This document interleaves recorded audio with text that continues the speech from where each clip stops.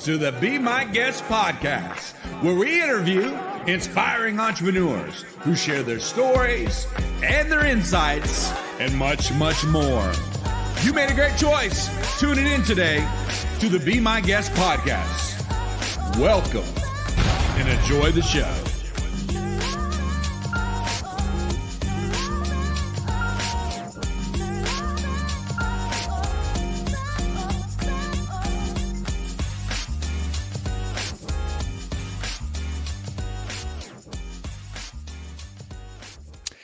Welcome, guys, to Be My Guest podcast. This is Frank, your host. I am excited about another episode with another great guest. As you know, we've been delivering these interviews, and we're learning so much about the different entrepreneurs out there, different businesses, services, and all that great things. If you want to be interviewed on our podcast, go to our website, BeMyGuestPodcast.com, BeMyGuestPodcast.com, and click on Get Interviewed. We'd love to connect with you and talk to you about the possibility of having you on as a guest as well. Without further ado, I want to bring our next guest on, my man, Kris. Kris, thanks for coming on the Be My Guest podcast. No problem. Thanks for having me. You guys have a really good intro, by the way. I appreciate that, man. Appreciate that. So, Kris, if you could take a moment, share who you are, what you do, and how you got started. Yeah, for sure. So my name's Kris Zizzo. I live in Frisco, Texas, north of Dallas. And right now, I currently have two businesses. One is called Beyond Failure Fitness, which my wife pretty much runs now. And I've stepped out of that one. And then I run a business, Black Label Solutions, which we only found Black Label Solutions 7 months ago. But the back end of it, what the framework that it's built on is really big. It's a lot of years of other businesses that I built that rolled up into it.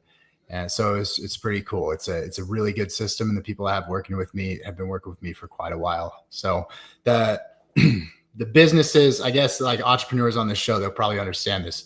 Right. You build a lot, and some stuff doesn't work and some stuff does, but you learn along the way, and then you build stuff that becomes things you didn't know it was going to become, right? So that's kind of the journey.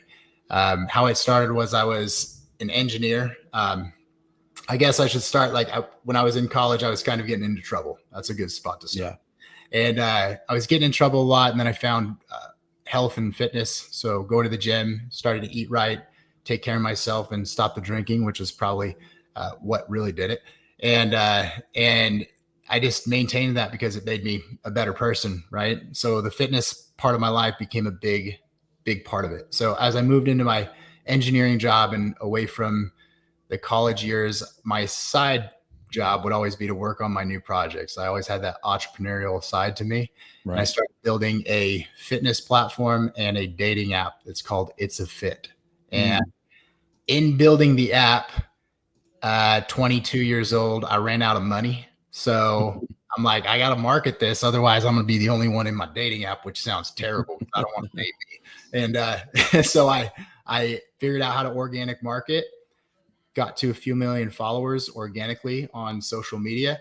And from there, had a company approach me that said they're in Denmark. They want to come to the United States, and they want me to be one of their first test subjects as a fitness coach here.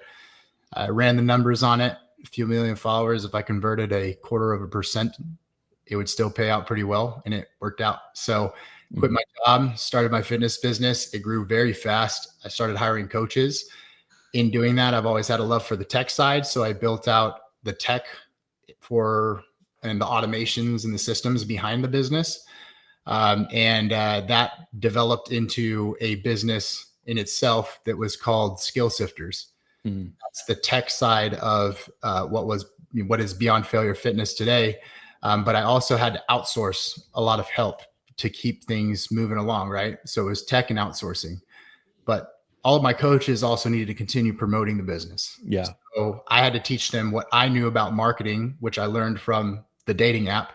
So I created a business for that called the Content Machine. And Content Machine was for coaching all of my coaches and creating all the content for them in order for them to market themselves to bring business into Beyond Failure Fitness. And today, Black Label Solutions is the new business venture. I partnered up with my business partner, Keith, who's in finance and sales, and he's a great networker. I'm more of I wouldn't say I'm an introvert, but I'm behind the computer a lot. and he likes to be out in front. You know, I'll be like the Bill Gates, and he'll be the other dude, right? So Steve Jobs. So all of that squeezed in with his skill set. So my marketing, tech, operations and systems engineering brain, and his finance and networking and sales brain merged into Black Label, and now we help businesses scale. So if a business is starting up and wants to have it set up, their stuff set up right, or if they're struggling and they want to revamp their business so it's a scalable business, or if they want to exit and we want to take them to get the highest multiplier possible in their business, that's what we do. So nice. Let's go to your origin story of getting that app out there. You said you were able to grow, I guess, social media, was it at the time? Yeah, it was social media. What platforms were you using at the time? So Instagram was the biggest, or maybe Facebook was the biggest, but Instagram was the biggest for my market at the time. Mm-hmm. So I started growing my Instagram account. Okay. I also started my Facebook account as well, but the Instagram was the primary focus. Then TikTok came out and I thought it was extremely stupid. I was like, I'm not dancing, I'm not singing, I'm not lip syncing, none of that stuff. I don't do that, right? But eventually I found my way in the app, and it turned out to be pretty cool. It was TikTok was the next thing, right? So, and that grew quick. You can grow on TikTok really fast. Right.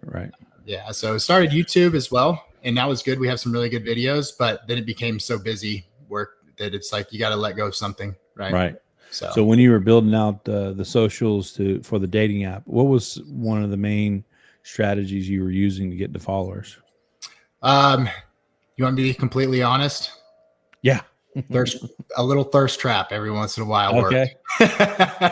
So if you're a fitness person, right? So sometimes, I'm a professional bodybuilder. Not that I wanted to be. I just made fitness a big part of my life. And my wife, she's a professional bodybuilder. Mm-hmm. And when you're 25, and you're doing fitness stuff, you kind of walk around with your shirt off, or whatever. Definitely had a bigger ego then. Hopefully my head's shrunk down a little bit by now. But no, you got to meet people where they're at. So right. If I was getting people in my demographic, I figured if I get ladies in, then the guy is naturally going to come, right? I'm not trying to appeal. Plus, who am I to appeal to a bunch of dudes that are in a dating app? So I figured get the girls in, and that was the way to do it. And naturally now, because I was building the app, naturally now my audience for my fitness business was, 70% female. Right. So but by the way, that's not the only way to grow a social account. So that was one technique of many, but the reality is, I'll give you the for real business owners listening to this, wanting to grow their accounts. The true technique that I used is to look at what's working in your niche or a niche that's similar. And I don't know if you've ever heard of there's a book, Stealing Like an Artist, or Steal Like an Artist. But you steal it like an artist. It's public. It's there for you to take and recreate and make better. Right. So don't come up with your own concepts. Follow what's working. Do more of that when it takes off. Yeah. And so just to get this right, you were basically posing photos, videos of yourself working out, maybe, or in shape, that kind of thing. So I wouldn't say that, because so most people, like 67% of people, the last stat that I read, come to social media for entertainment. Mm-hmm. So if I'm always trying to educate people on how to work out, that's only education is only 30% of content creation consumption. Right. So if I was doing that all the time, I wouldn't really capture anybody. So it was more entertainment. And it was entertainment in line with fitness, but it was also just entertainment in line with things that are relatable. For example, it was taboo to see a fitness person, especially like earlier social media, taboo to see a fitness person eating cake and ice cream. Right. Like I eat ice cream all the time, and so can other people. It's just, how do I do it? Right. So maybe I'll make a funny skit about that, but then I'll also share a story that says, here's how I stay fit and still eat the ice cream. Right. Yeah. And that's what it was. Meet people where they're at, do the funny stuff. They come for entertainment, capture them, and then educate a little bit more. But just to kind of get down to the point, you were the main character on the content you created, correct? Yeah, for sure. Not much of an introvert, man. Well, I'm gonna have to call BS on that. If you knew me, you'd be surprised that, no, I don't want to say, that's why I say I'm not an introvert, but like if you put me in a public setting where I'm conversing with people, I'm good at it. I enjoy doing it, but it's a energy draining activity. Right. Whereas if you put me behind a computer and you have me doing tech stuff, I can literally go for 2 days and I won't even, I won't nod off or anything. Now, when you built that app, is that something you did yourself? You built the technology behind it? I built some of it, and then I had to outsource some of it too. At the time I was an engineer in California, and I was working in San Francisco on a couple of bigger projects, and my commute was pretty rough. So like I didn't have much time. So what I would do is I'd go to work. My commute was, an hour and a half each day there and back. So 3 hours of commuting. And then sometimes I would just after work go straight to the coffee shop if traffic was looking terrible. And sometimes I would just drive home and then go to the coffee shop until it was time for bed. And I did that like for a long time, and I built as much as I could. But if I had to keep it going, I had to hire people. So I hired people during the day. Yeah. How further would you have been able to go with this new wave of no code software? Oh my gosh. It's like it's not even funny anymore. Like, I would have been able to go so much further. Now it's like I can have ChatGPT write my code for me and get me 80% of the way there, or I can go to one of these websites and grab code, or I can just go to an app builder. Like they have these, app building apps or app building softwares where you can just build what you want based off of templated code. So, it probably would have saved me a good, 60, 70 grand. Yeah. What was it about creating that app that you chose that path versus going and using your engineering background and getting like what we would probably call a corporate job or a regular job? What made you decide to go the route you went? So I did have a corporate job. I was an engineer for a big general contractor. And then I managed a rock plant. My degree's in mining engineering, so I'm not the software engineer guy. But I didn't have a TV since college, and for I think 8 years after, I didn't own a TV. So 12 years I didn't have a TV. So it was like, what else am I doing with my time in the afternoon? I'm either going to the gym or I'm working on stuff that I enjoy doing. Like I said, if I could work all day and not have a problem with it. I like what I do. So that's what I did in my free time. So I guess I just kind of realized what I enjoyed doing, which wasn't necessarily construction. And I figured out a space where there's a demand for somebody who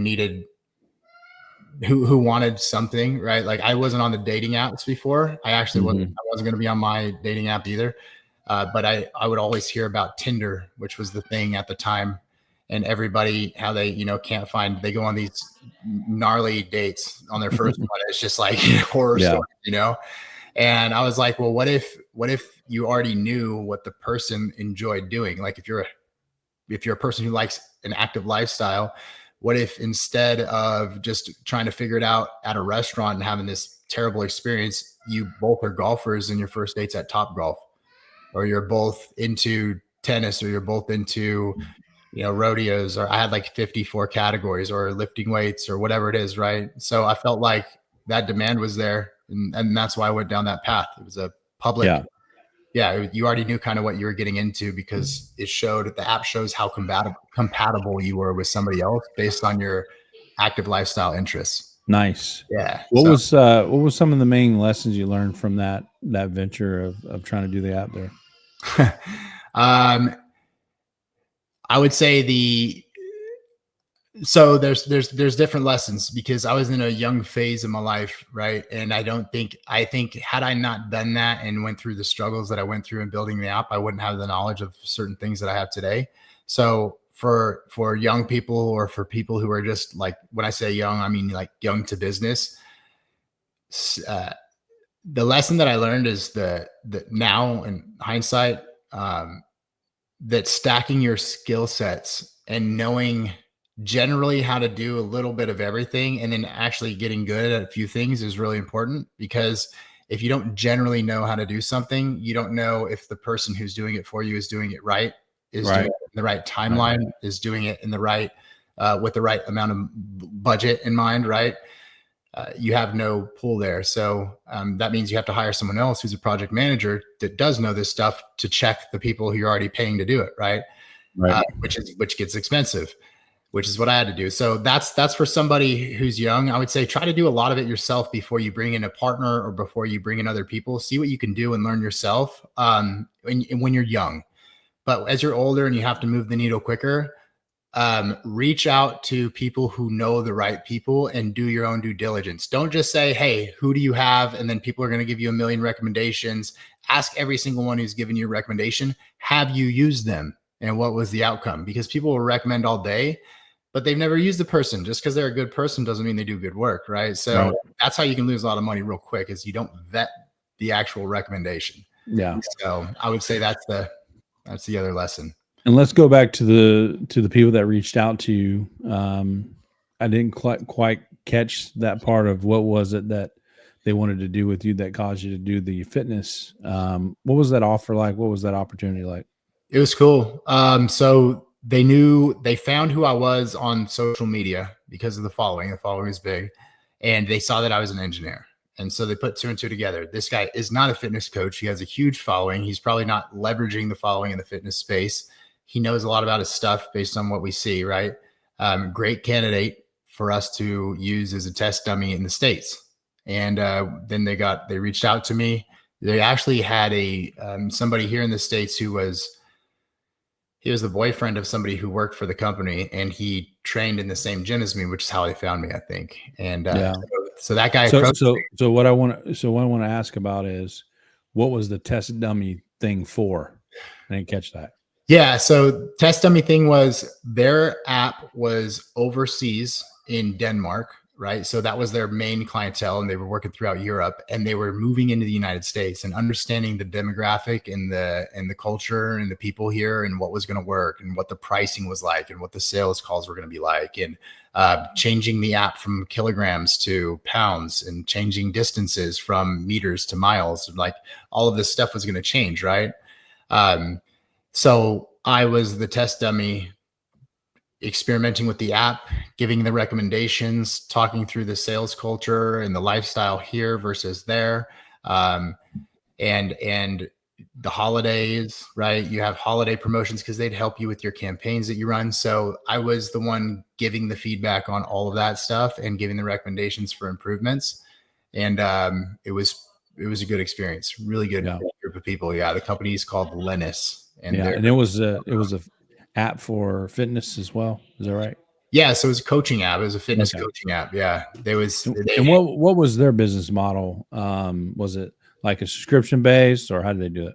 Yeah. So they took, I don't know if they still do the same now, but they take 30%, coach takes 70%. And I don't know if I'm supposed to say this out loud, but I'm going to. It's all right. 30-70 split. And then what they would do is it's what our business does now for our coaches. Copy the same model. It's a great model. They had a key account manager that would be with you.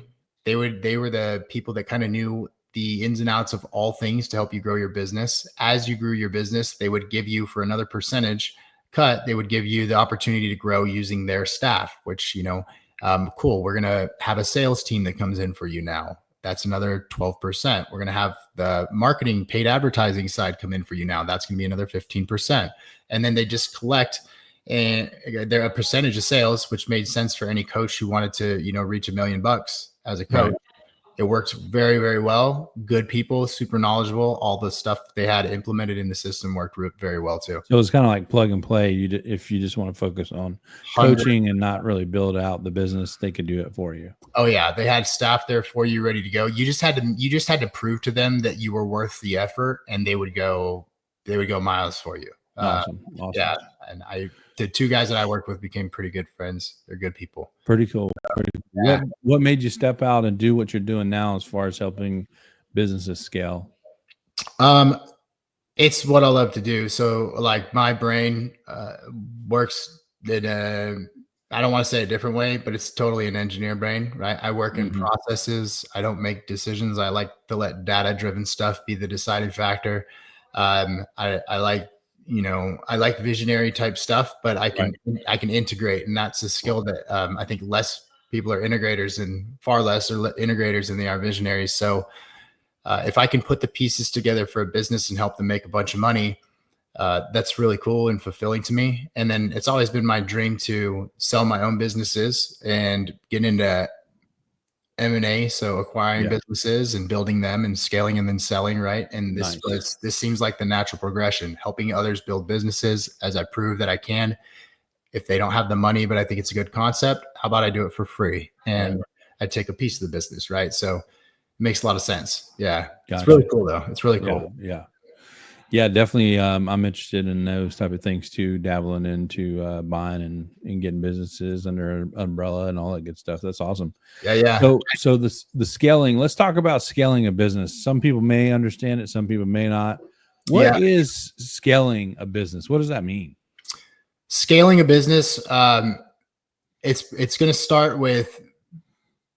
start probably with your it's always going to start with your finances. When we go in and assess something, like you're going to need to know where your numbers at all the way through. So getting that piece squared away.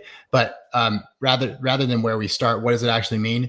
It means systematizing your business to where all things run as fluidly as they possibly can. And there's systems and processes in place for every person in every position to continuously grow your business without it breaking.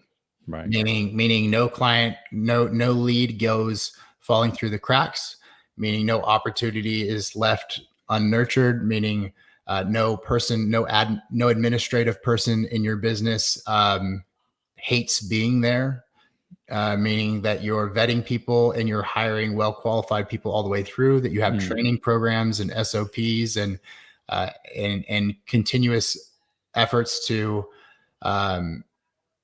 nurture your internal team and your external clients, and it works seamlessly to where now you're a business who's set up to scale should probably have the team well established. They don't necessarily need to make decisions because there's things that tell you what direction to go in any given scenario. And the owner of the business is really not needing to do anything in the business. It's forward thinking. It's working on the business instead of in the business. Right. And in the business side is really only when there's a problem and when there's a new initiative that needs to be taken and you want to oversee that initiative, right? Otherwise, you're out in front, leading the team, making strategic business partnerships, making big decisions for your next moves. Where are you going to expand? Who do you need to meet?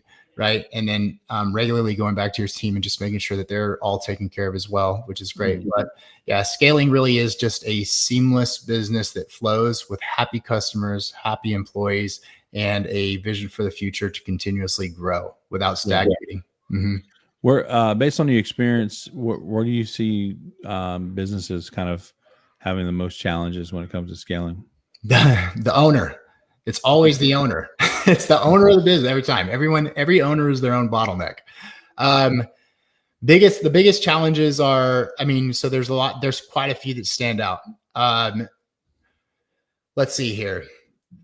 I would say that the first biggest challenge that business owners are facing is that they don't have their back-end systems built out well, meaning their CRM, so their client relationship management system, the thing that makes sure that no potential customer gets left behind, that no part of the customer's buying or fulfillment of the service is missed or delayed.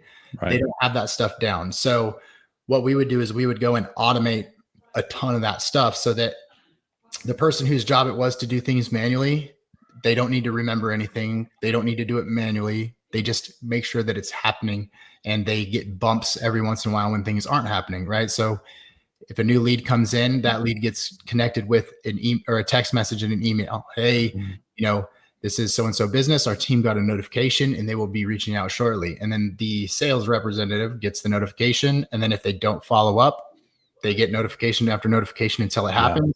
And if they don't do their job, then boss gets the notification, hey, your salesperson is not doing their job, figure it out with them. Yeah. Right. So that kind of stuff. And that starts at the beginning. That's what would happen for a new lead, let's just say, all the way to the end where it's account receivable. You have your invoice sent out automatically in certain scenarios.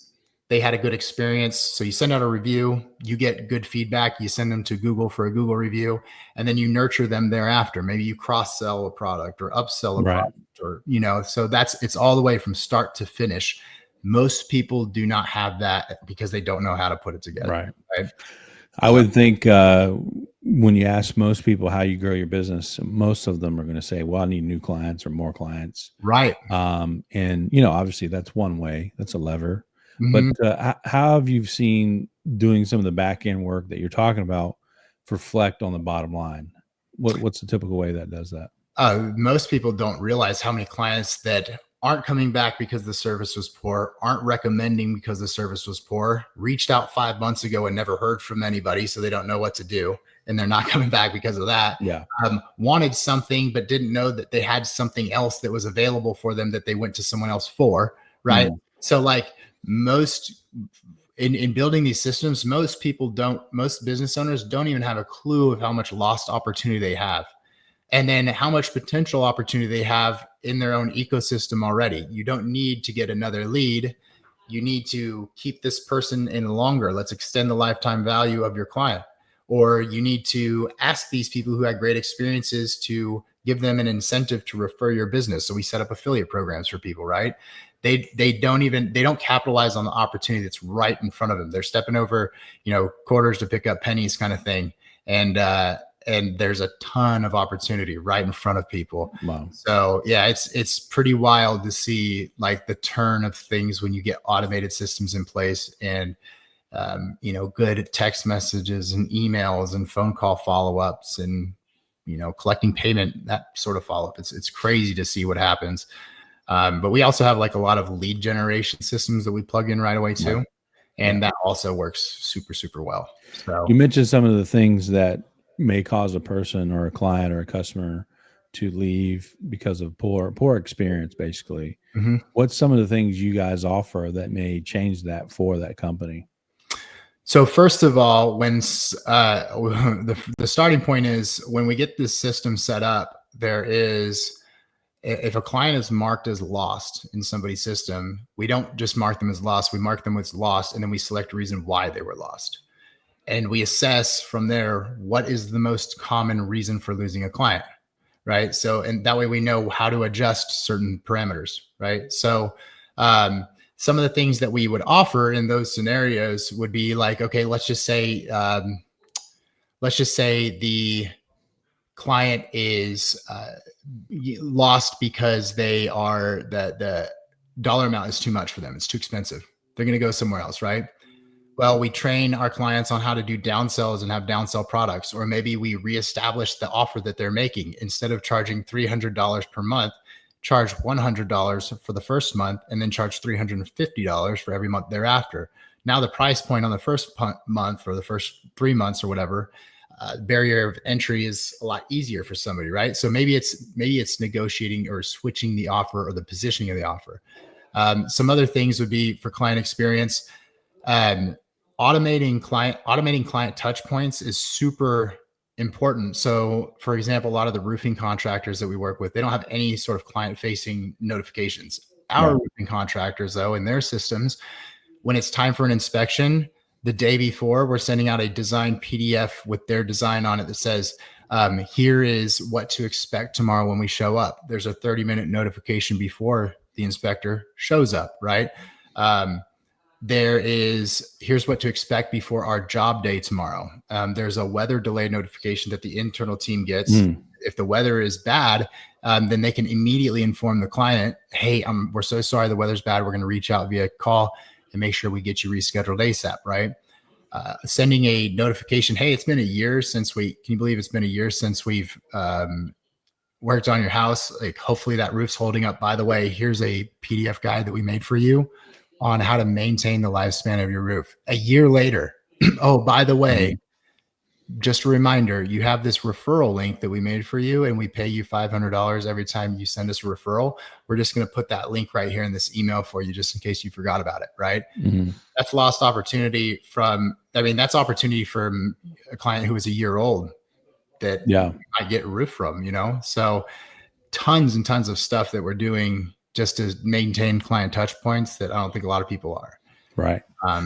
So if I were to use the example of your service, and you guys are helping people become Superman, and it sounds like you guys have a great phone booth, right? So you're helping them transform into Superman. What is the ultimate Superman, concept here for the business? I know you're going to be putting in these systems, you're going to be helping them be more efficient, but what is the transformation of the business that they really want, that you really want them to have, that you guys are offering? Everyone has their own vision for what direction they want to go, right? So a lot of businesses, let's just say these roofing contractors, a lot of them want to sell. They're in it for the short game, and they want to sell their business and get out and make 10 million, 50 million, some of them 100 million plus dollars, right? Multiple hundreds, in a lot of cases for some of the people that we know. So if you're coming from a position to sell your business, the ultimate goal is to have all of your company's training programs built out and automated so that they're continuously going to the right team members, right? So you'll have an onboarding training program, and then you'll have department specific training programs that continuously go out to their team, and they all continuously train. You would have all of your SOPs written down step by step in place for what everyone's supposed to do along the way in their position. You would have all of the automated processes that are working really well in place, set up. So there's nothing that gets missed. There's no payment that goes unpaid for too long. There's no contract that goes unsigned for too long. You would have a good recruiting process. You would have a good company culture process, which is built in as well. You'd have all your financials in place where every dollar is reported in real time in a data visualization dashboard. So you can, the CEOs, the CFOs, the C-suite people, the owner can see at a snapshot, what is my current account doing? Like, what is our current status in the business? What does payroll look like? Where are our inefficiencies? Okay, given these numbers, I want to forecast some stuff and be able to put in my own numbers and see 10 years out if we grow at this rate with these marketing efforts. And you can see the snapshot of the marketing efforts. What's Google doing versus Facebook versus Meta versus organic versus referrals, right? You can see all of that stuff in one area, and you can make decisions based off of it. And you need to hire more salespeople because X amount of numbers says this, and this is where we're going to be in a year. So having a predictable business that's completely systematized is the ultimate goal. And then for those people that are trying to sell, at that point, they start to talk to private equity firms and start to make deals. And as long as their numbers are showing that they're continuously growing and they have all the systems in place and they maintain a good reputation, they have a good book of business, they're going to sell for a lot of money. So that would be the ultimate goal there. Some people are in it for the long play, though. They don't want to sell. They just want to have a really seamless business and continue to grow and keep it for a long time. So, I would imagine, some people don't realize this because I've dabbled in buying and selling businesses and even brokering some deals and things like that. And some people are like, well, I've built this business. I've done this for 30 years.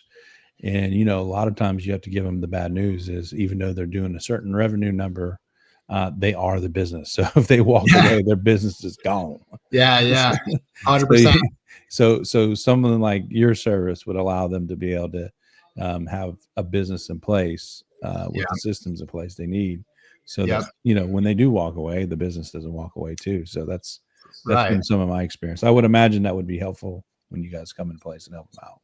Yeah, 100%. I mean, my fitness business was, when it started, it was called Team Zizzo, and now it's called Beyond Failure Fitness for that specific reason. It cannot be me. If I have a few million followers and they're only coming to that business because they're my followers, what does that do for me on a scalability level? It's not sustainable for growth with other coaches, right? The only way that's an option is if I have other people beneath me. And then they pay a certain level to get to me, or I'm nurturing those people every once in a while, but the other coaches are doing the majority of the work. But I mean, that's not sustainable in other businesses most of the time. So yeah, if you can take your name and yourself out of the business and it still runs just as well as it did with you in it, that's the goal right there. Yeah. That's for sure the move. Yeah. So, well, Kris, I wanted to ask, is there anything we can, you can share with the audience that you want to leave before we close out today? I am going to post your website here, so that people can find you. It's blacklabelarmy.com. Is that the right website there? Yeah, that's good. That's so the right reach you. Yeah, but share anything else that you want to cover for the audience. Yeah, so I mean, if any one of your audience members comes to us, it depends on the service, but if anyone wants to come and run ads with us or get a CRM or a project management system built out, we have discounted rates. That we have an affiliate program, a referral program, right? And we have a certain percentage for each product or a certain dollar amount for each product.